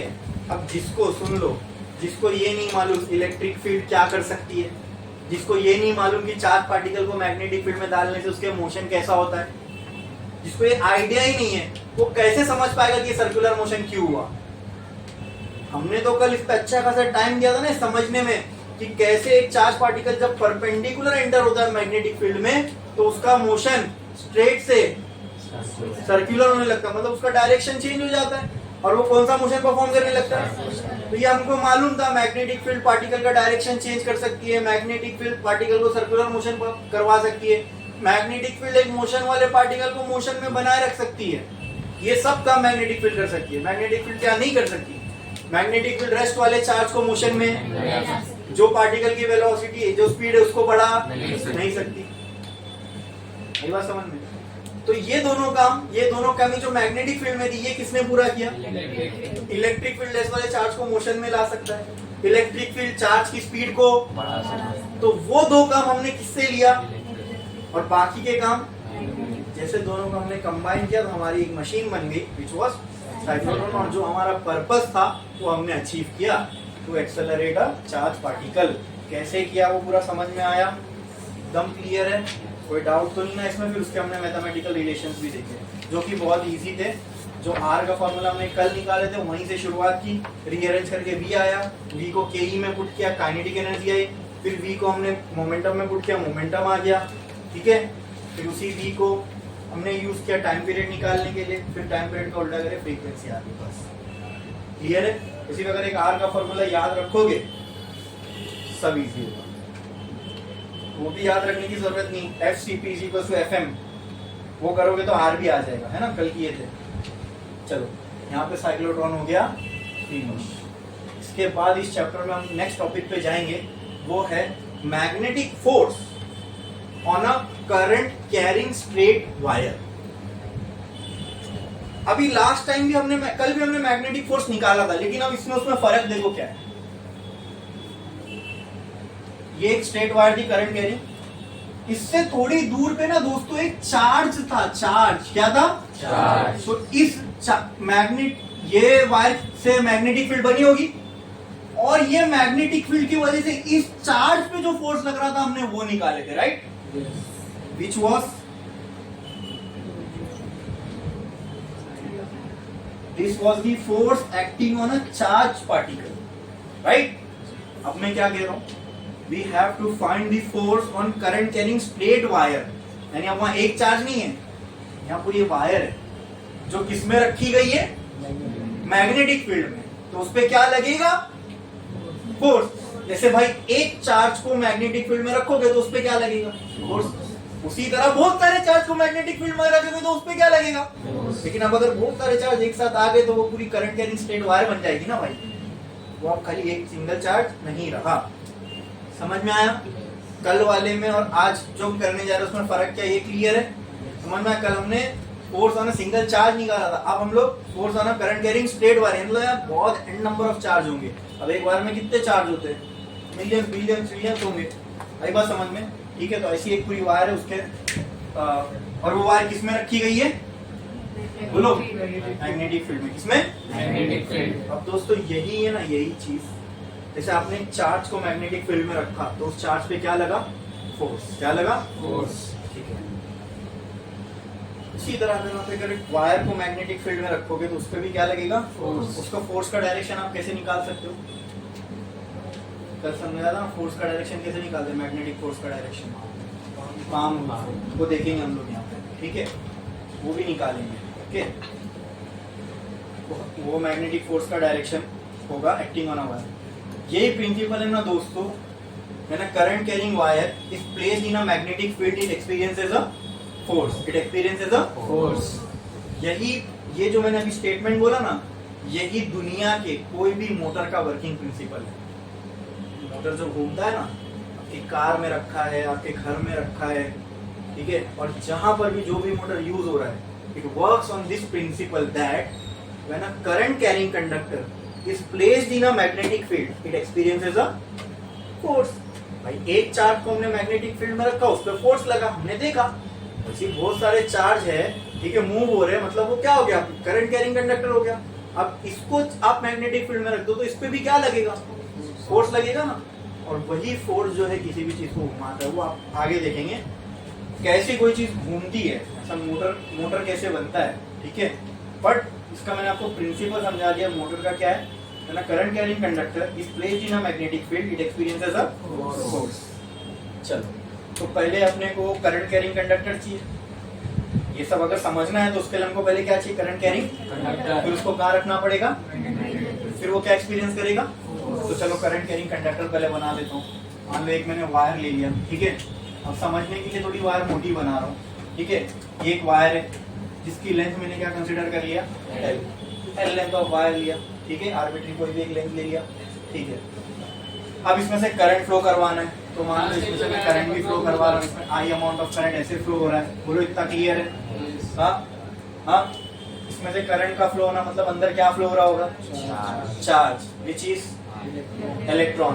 लेकिन इलेक्ट्रॉन का अगर मोशन का डायरेक्शन बनाऊंगा तो कैसे बनाना पड़ेगा, इस डायरेक्शन में। देखो अब कैसे आंसर बराबर आया, अब बराबर बोल रहे हो इस। और कल जब पूछ रहा था तो सब करंट के साथ बता रहे थे ना, तो वही गैप तो हमारे दिमाग में कंसेप्ट का जो हमने कल फुलफिल किए। तो अब नहीं, लेकिन मेरे को ऐसा चार्ज बनाना है जो करंट के साथ चले, ताकि मेरा जो डेरिवेशन है वो सिस्टमैटिक हो। तो कौन सा चार्ज लूंगा, तो यहाँ पर कहना से ये डायरेक्शन होगा velocity of positron.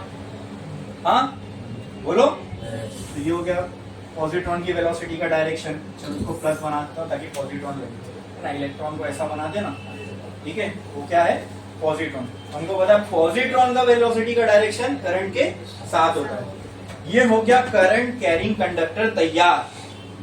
Now we have to place this in magnetic field. कैसी भी बनाओ, इनवर्ट जाती हुई मैग्नेटिक फील्ड बनाओ, आउटवर्ड जाती हुई बनाओ, चलेगा, ठीक है। मान लो मैंने यहाँ पे नॉर्थ पोल रखा है, दीवार के पीछे साउथ पोल है, तो इस वायर में मैग्नेटिक फील्ड कैसी जाएगी, इनवर्ड आउटवर्ड, इनवर्ड जा रही है मैग्नेटिक फील्ड। तो क्या ऐसा बनाओ चलेगा, यहाँ पे इनवर्ड जाती हुई मैग्नेटिक फील्ड है। बोलो क्लियर है, समझ में आया, ठीक है। Now there is a current carrying conductor, it is placed in a magnetic field. क्या होगा इसके साथ, it will experience a force. कौन से डायरेक्शन में, इधर इधर इधर इधर। ये एक आम बंदा नहीं बता सकता, लेकिन जिसको मैंने कल राइट हैंड पाम रूल बताया वो बता सकता है। कैसे? तो हाथ लो, थंब को कौन सा डायरेक्शन में रखो? करंट के, एक एक प्लेस कर देगा करंट का डायरेक्शन। ओके, मैग्नेटिक फील्ड का डायरेक्शन इनवर्ड, गलत हो गया, करंट का डायरेक्शन हिल गया, ये हो गया ना करंट का डायरेक्शन। अब सब बराबर है। फिंगर्स कहां गई? मैग्नेटिक फील्ड के डायरेक्शन में। थंब कहां गया? करंट के डायरेक्शन में। पाम जहां फेस करेगा वहां मैग्नेटिक फील्ड का, मैग्नेटिक फोर्स का डायरेक्शन अपवर्ड्स। ओके, तो यहाँ ऊपर की तरफ क्या लगेगा? And that force is due to magnetic field, that's why this force is called as magnetic force. कौन सा फोर्स है ये? Magnetic force. बोलो क्लियर है? इसकी समझ में आई? ठीक है, ठीक है। अच्छा, मुझे ये बताओ, अंदर जो चार्ज मूव हो रहा है उसकी वेलोसिटी क्या है?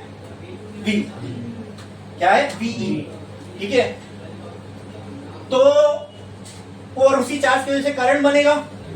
तो क्या आप मुझे ये बोल सकते हो करंट का जो जग जाहिर फॉर्मूला है वो क्या है? What is current? What is current? Current का भाई सबसे बेसिक फॉर्मूला पूछ रहा हूं, एकदम बेसिक करंट का। एक करंट का फॉर्मूला ये होता है, बिना ये नहीं पूछ रहा हूं मैं करंट का बहुत ही सिंपल फॉर्मूला आपसे पूछ रहा हूं। Charge per unit, charge per unit, हाँ यही होता है करंट। ठीक, कितने टाइम में कितना चार्ज फ्लो हुआ, इसी को हम करंट बोलते हैं। अगर कहीं पे 1 सेकंड में 10 चार्ज फ्लो हो रहे और कहीं पे 1 सेकंड में 100 चार्ज फ्लो हो रहे, तो जहां पे 1 सेकंड में 100 चार्ज फ्लो हो रहे वहां करंट ज्यादा होगा। Current is the rate of flow of charge. Current is the rate का मतलब मैंने क्या बताया डिनोमिनेटर में? टाइम होगा। किसका रेट है? चार्ज का। तो करंट कम ज्यादा कैसे पता चलता है मालूम? चार्ज की क्वांटिटी से नहीं, कितना चार्ज कितने टाइम में फ्लो हो रहा है। ये अगर कहीं 2 जगह पर 10 चार्ज है, लेकिन एक जगह पे वो 10 चार्ज मान लो 1 मिली सेकेंड में फ्लो हो रहा है और एक जगह पे 100 मिली सेकेंड में, तो जहां पे ज्यादा जल्दी फ्लो हो रहा है ना, जहां वहां ज्यादा करंट होगा। समझे? What is current? Current is the rate of flow of charge, मतलब charge per unit time. Okay, तो यहां से अगर मैं टी के लिए अगर रिलेशन निकालूं तो क्या ये बैठेगा? क्यू आई को मैं स्मॉल लिख रहा हूं, चलेगा क्या? आगे हम लोग उसको स्मॉल आई के फॉर्म में यूज करना है। ठीक है, क्लियर है? चलो ओके। चार्ज के पास क्या है? वेलोसिटी। क्या है? वेलोसिटी। तो वेलोसिटी क्या होती है? Displacement upon time. तो यहां से अगर मैं टाइम का रिलेशन लूं तो क्या हो जाएगा बोलो? अच्छा, डिस्टेंस ये कितना कवर करेगा? अगर ये वायर की लेंथ l है तो चार्ज डिस्टेंस कितना कवर करेगा? हाँ, l डिस्टेंस कवर करेगा, और वो l डिस्टेंस कवर करने में उसको टाइम कितना लगा?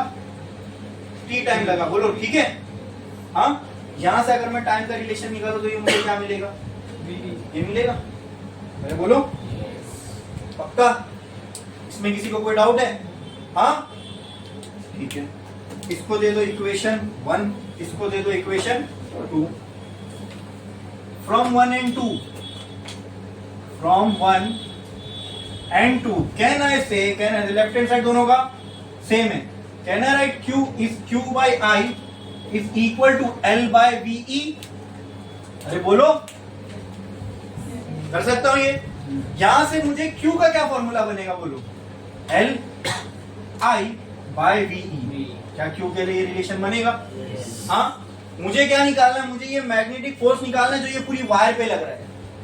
ठीक है, ठीक है। तो क्या मैंने ये चार्ज आया, इतना चार्ज है, क्या मैंने चार्ज पे लगने वाला फोर्स निकाल चुका हूं? क्या होता है वो बोलो? बोलो, चार्ज पे लगने वाला फोर्स कितना होता है? Q V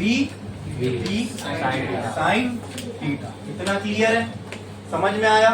ठीक है। अब यहाँ पे क्योंकि हम स्मॉल q यूज कर रहे हैं, मैं यहाँ पर भी स्मॉल ही q यूज करता हूँ ताकि यूनिफॉर्मिटी बनी रहे। ठीक है,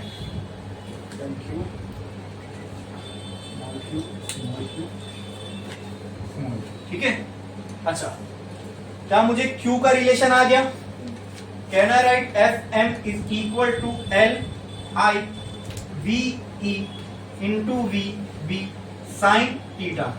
उस फॉर्मूले में ये v किसकी वेलोसिटी होती थी? मैंने एरो डाल के लिखवाया था। किसकी वेलोसिटी थी? चार्ज की, और यहाँ पे वी भी किसकी वेलोसिटी है, चार्ज की। तो ये भी और ये भी क्या हो जाएगा, कैंसल। ये एक्चुअली में भी ई ही है, समझे? हाँ, तो एफ एम कितना बचा, can I write I into L into B sine theta. बोलो क्लियर है? अब देखो क्या ये फोर्स पूरी लेंथ पे लग रहा है, तो ये हो गया पूरी लेंथ पर वायर के लगने वाले फोर्स का formula, I L B sine theta. समझ में आया? क्लियर है? क्लियर है? Can I write this formula like this? ऐसा लिख सकता हूं कि आप मुझे बताओ, ठीक है? F M is equal to I bracket L cross B. हाँ, ऐसे लिख सकता हूं इसको, बोलो। समझ में आया? इसमें किसी को कोई डाउट है? एकदम क्लियर है? और साइन थीटा लगा, साइन हटा दूंगा तो वो क्रॉस प्रोडक्ट बन जाएगा ना भाई। हाँ, समझ में आ रहा है कि नहीं आ रहा है? तो अब यहाँ पे जो L है दोस्तों, ये भी एक वेक्टर क्वांटिटी है, B है वो भी एक वेक्टर क्वांटिटी है, और लेंथ एक वेक्टर क्वांटिटी है। ये मैंने आपको एरिया एक वेक्टर क्वांटिटी है ये समझाते वक्त बता दिया था। Area is a vector quantity ना, एरिया वेक्टर का डायरेक्शन इलेक्ट्रोस्टैटिक पढ़ते टाइम देखे थे। हाँ, गलती भी किए थे आप लोगों ने, है ना? Length is also vector quantity, तो लेंथ का फिर डायरेक्शन चाहिए ना। अब लेंथ को मैं क्या, कौन सा डायरेक्शन मिलेगी, यहां से यहां लूं कि यहां से यहां लूं, दोनों सेम ही आएगा। तो यूनिफॉर्मिटी बनी रहे इसके लिए मैं जो बता रहा हूं, हम लोग हमेशा वही लेंथ का डायरेक्शन लेंगे which is along the direction of current. कौन सा? अलोंग, मतलब लेंथ का जो डायरेक्शन हम क्या मान के चलेंगे, वो डायरेक्शन जो करंट है, करंट इस डायरेक्शन में, तो लेंथ का भी डायरेक्शन आप क्या मानोगे? लेंथ वेक्टर क्वांटिटी ना भाई, तो वेक्टर का डायरेक्शन भी होता है, तो we will consider the direction of length vector in the direction of current, in the direction of current. तो दोस्तों L और B के क्रॉस करने से क्या आना चाहिए भाई? क्रॉस प्रोडक्ट है ना, तो L क्रॉस B करोगे तो क्या आना चाहिए? फोर्स। जैसे V क्रॉस B किए थे तो FM आया था, L क्रॉस B करोगे तो क्या आना चाहिए? करंट की वैल्यू आनी चाहिए। यहाँ पे मैग्नेटिक फील्ड का डायरेक्शन क्या है? इनवर्स। क्या है? इनवर्स। ठीक है। लेंथ का डायरेक्शन क्या है? ऐसे। ठीक है, लेंथ का डायरेक्शन ऐसे। ये हो गया लेंथ का डायरेक्शन। मैंने क्या कहा? करंट के डायरेक्शन के साथ लो। L क्रॉस B करना है। L क्रॉस B का मतलब L से उंगली लो, B की तरफ घुमाओ, तो जहां थंब फेस करेगा वो F का डायरेक्शन होना चाहिए। चेक करो, ये हो गया करंट के डायरेक्शन में लेंथ का डायरेक्शन। ये magnetic field inverse, L cross B आ रहा है रिलेशन में, L क्रॉस B करो, थंब कहां आ रहा है? ऊपर, वही F का डायरेक्शन होगा। और यहाँ पर FM by right hand palm rule भी अभी आया था, मतलब ट्रू है ना वो रिलेशन। सही है? समझ में आया कि नहीं आया? अब ये जो हमने फॉर्मूला निकाला, ये फॉर्मूला था for magnetic force acting on a straight wire. ये पूरी वायर पे लगने वाला फोर्स है। अगर L लेंथ की वायर है तो पूरी L लेंथ पे कितना फोर्स लगेगा? इतना, I L B sine theta के बराबर। समझे? ठीक है, बोलो क्लियर है? अच्छा मुझे बताओ, चलो पहले छाप लो। हेडिंग क्या हेडिंग लगाए? एक लाइन जोड़ो, स्टार डालो और लिखो force acting on a current carrying straight wire. Force acting on A current carrying straight wire, on a current carrying straight wire kept in a magnetic field, kept in a magnetic field,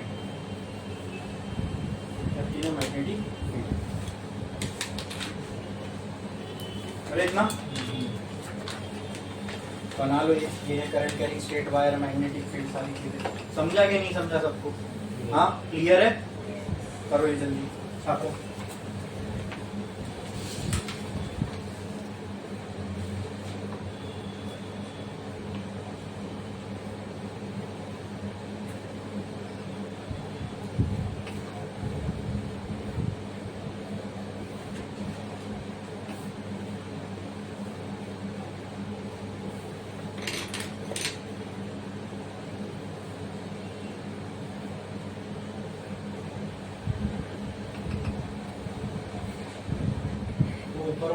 formula मत लिखना आई का, आपके काम का नहीं।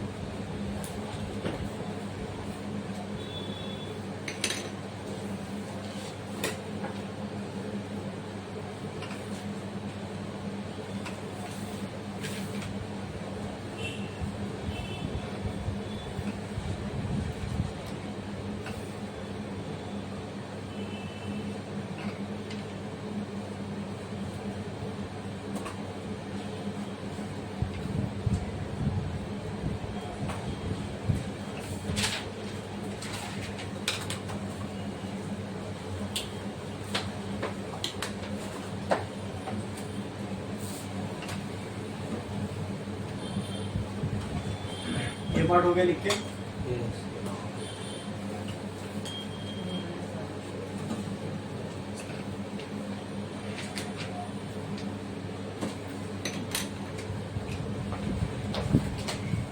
हो गया लिख के सभी का? Yes. डाउट है इसमें किसी को?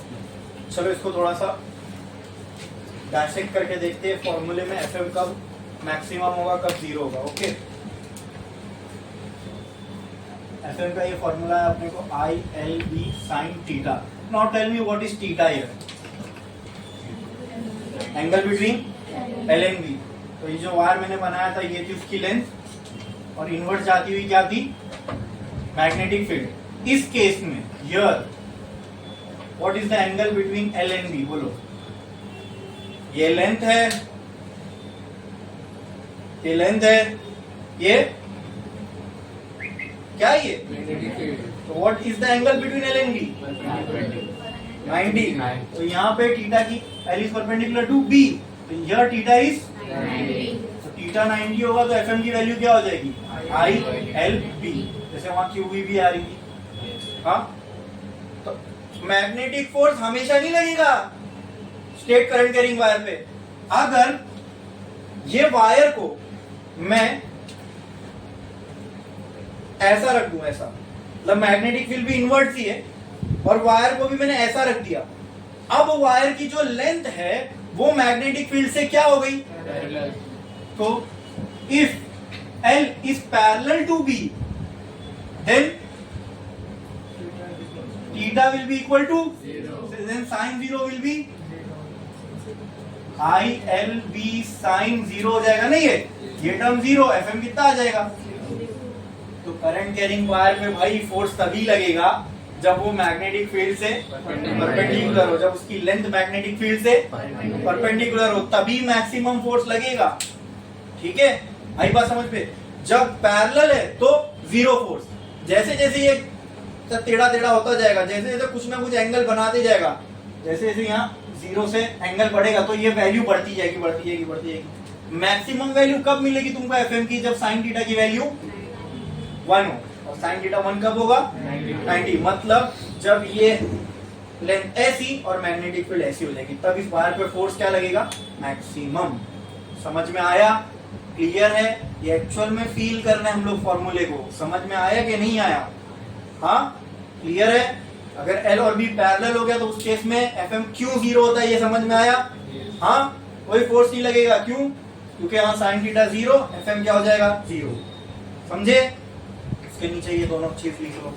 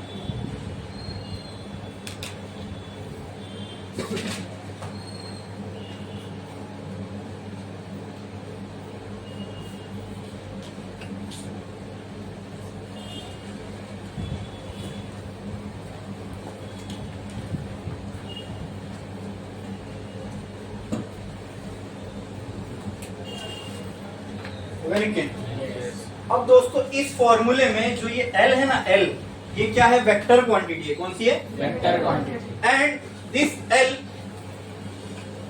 Is also called as displacement length. कौन सी लेंथ है? ये लेंथ है ना, L लेंथ ऑफ वायर को रिप्रेजेंट करेगा, लेकिन ये डिस्टेंस वाली लेंथ नहीं है, डिस्टेंस वाली लेंथ नहीं है। ये कौन सी लेंथ है? ये डिस्प्लेसमेंट वाली लेंथ है। ये this length is called as, लिख दो ये पहले तो, डिस्प्लेसमेंट लेंथ। Displacement length. अब ये डिस्प्लेसमेंट लेंथ है, ये मैं कह रहा हूं, ठीक है? उसके लिए आप मुझे ये बताओ कि डिस्प्लेसमेंट का मतलब क्या होता है? Yes, very good. What is displacement? Shortest distance between 2 points, ये होता है displacement. Simple, shortest distance between 2 points. जो कम से कम, जैसे एक पार्टिकल है या एक बॉडी है, ठीक है, वो एक जगह से दूसरी जगह ट्रैवल की, फिर वापस से वहां से यहाँ बीच में कहीं वापस आ गई, तो डिस्प्लेसमेंट क्या होगा? जो शॉर्टेस्ट डिस्टेंस है बिटवीन इनिशियल एंड, तो इसको और अच्छे तरीके से डिफाइन करें तो what is displacement? Displacement is the shortest distance between initial and final position. बस ये होता है डिस्प्लेसमेंट। और डिस्टेंस क्या होता है? टोटल लेंथ कवर्ड, वो होता है डिस्टेंस, होता है।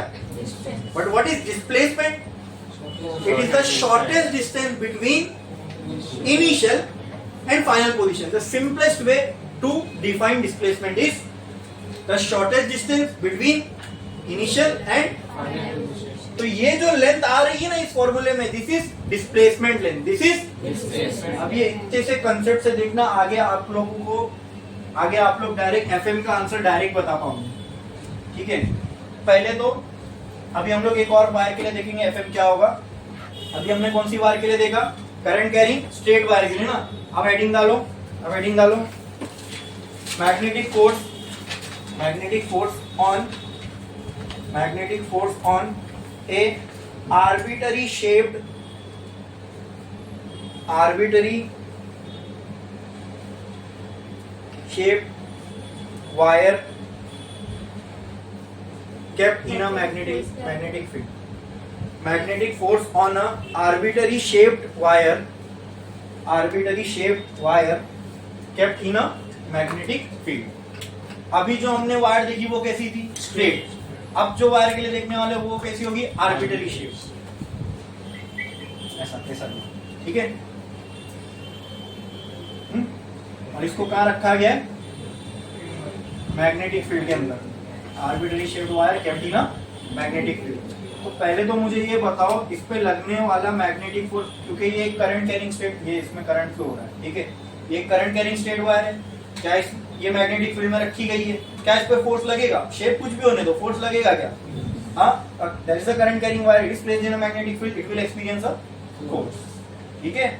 अब वो फोर्स जीरो होगा क्या होगा वो तो फॉर्मूले, उस पे ओरिएंटेशन पे भी डिपेंड करता है, लेकिन यहाँ आप कैसे श्योरली बोल सकते हो कि, वैसे भी हाँ, लेंथ अगर करंट का डायरेक्शन या मैग्नेटिक फील्ड का डायरेक्शन अंदर है तो यहाँ लग रहा है ना कि परपेंडिकुलर है दोनों भी, लेंथ और मैग्नेटिक फील्ड, तो फोर्स तो यहाँ लगेगा, ठीक है? तो कहना से this force will be ILB sin theta. अब स्ट्रेट वायर होती तो लेंथ डायरेक्ट मिल जाती, लेंथ डायरेक्ट मिल जाती। ये इसका शेप कैसा है? आर्बिट्ररी। कैसा है? आर्बिट्ररी। इसको निकालने के लिए हम लोग क्या करेंगे? इसमें से एक छोटी सी लेंथ ऑफ वायर पहले कट करेंगे जिसका नाम है DL। फिर क्या कर, कितनी लेंथ करेंगे? DL। पहले हम DL लेंथ के लिए जो फोर्स है वो निकालेंगे, फिर उसको क्या कर देंगे?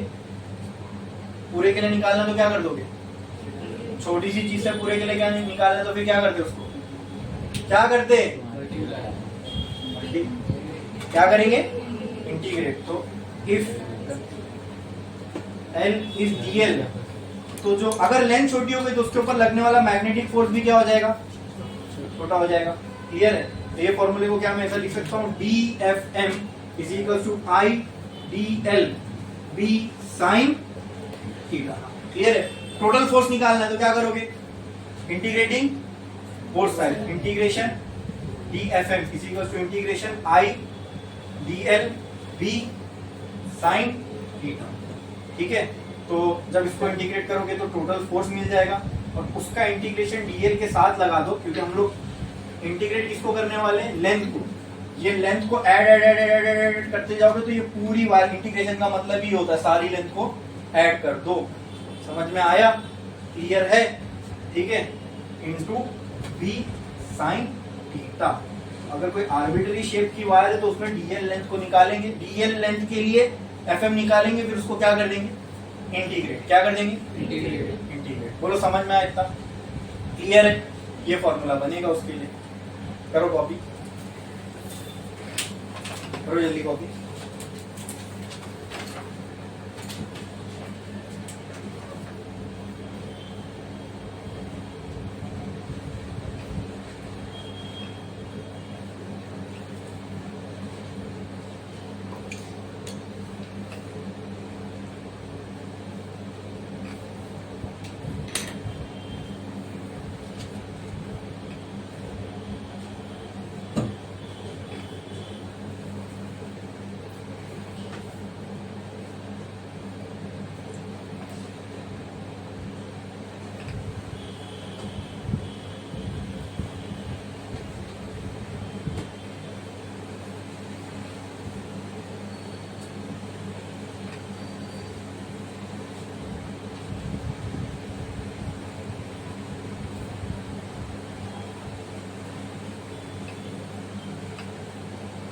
डायग्राम भी बनाओ अच्छे से।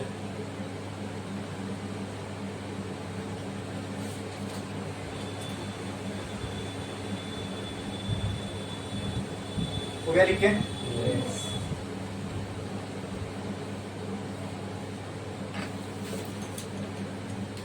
अब एक चीज समझो दोस्तों, अब इसको इंटीग्रेट करने की नौबत क्यों है, क्योंकि यहाँ पे हमको टोटल लेंथ नहीं चाहिए, हमको डिस्प्लेसमेंट लेंथ चाहिए। कौन सी लेंथ चाहिए, डिस्प्लेसमेंट। यहाँ पे एक इस वायर की दो लेंथ होगी, जब मैं इसको स्ट्रेट कर दूंगा वो लेंथ अच्छी खासी बड़ी हो जाएगी।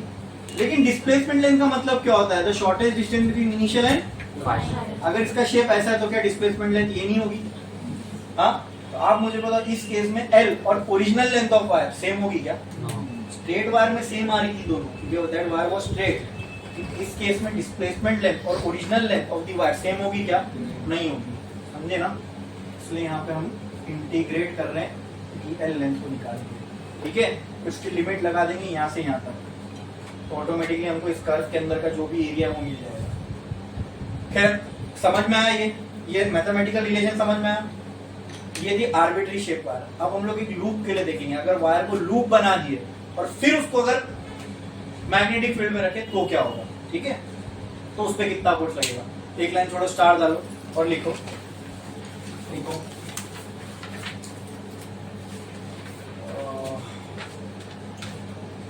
magnetic force on a current carrying loop, magnetic force on a current carrying loop, magnetic force on a current carrying loop, ठीक है। तो देखो ये लूप बना दिया मैंने, एक करंट कैरिंग वायर थी उसका मैंने लूप बना दिया। इसमें मान लो कुछ इस डायरेक्शन में ऐसे करंट फ्लो हो रहा है, ठीक है। और इसको कहां पे रख दिया, मैग्नेटिक फील्ड में। इस पूरे लूप को कहां रख दिया, पहले तो ये स्ट्रेट वायर है क्या, नहीं। स्ट्रेट के अलावा अगर कोई वायर है तो क्या मैं उसके लिए ये वाला फॉर्मूला यूज कर सकता हूँ? तो कैन आई राइट हियर, इस पे जो लगने वाला फोर्स होगा वो I D L B sine theta के बराबर होगा, ठीक है। Now what is D L, original length और डिस्प्लेसमेंट लेंथ। इस केस में डिस्प्लेसमेंट लेंथ क्या होगा, हाँ, reason what, by definition what is displacement, the shortest distance between final। इसके लिए इनिशियल और फाइनल पोजीशन के बीच में डिस्टेंस क्या होगा, जीरो। तो यहाँ पे डिस्प्लेसमेंट लेंथ क्या हो जाएगी, यार integration DL will be equal to zero, therefore FM कितना आ जाएगा। तो एक करंट कैरिंग लूप के लिए, अगर एक करंट कैरिंग लूप मतलब उसमें करंट भी फ्लो हो रहा है, एक वायर है जिसमें करंट फ्लो रहा है, लेकिन उसको आपने लूप बना के मैग्नेटिक फील्ड में डाल दिए, तो क्या होगा, उस पे मैग्नेटिक फोर्स कितना लगेगा, जीरो। क्यों, समझ में आया? हाँ, क्लियर है, ठीक है, समझे। चलो, ये हमने प्रैक्टिकली देखा, ऐसा हो रहा था कि हमने लूप बना के, करंट कैरिंग लूप बना के मैग्नेटिक फील्ड में रखा, तो उसमें करंट क्या, फोर्स क्या लग रहा है, जीरो। फिर उसको समझने के क्यों जीरो, तो अब समझ में आना डिस्प्लेसमेंट लेंगे यहाँ पे क्या है जीरो, इसलिए मैग्नेटिक फोर्स क्या आ रहा है जीरो। अभी सुनो इधर इधर इधर रुक जाओ, लिखना बंद करो, यहाँ पे देखो। तो यहाँ पे हमने जो मैग्नेटिक फोर्स का टॉपिक था on straight wire, on arbitrary wire, on loop, पहले हमने मैग्नेटिक फोर्स देखा था सिर्फ एक चार्ज पे।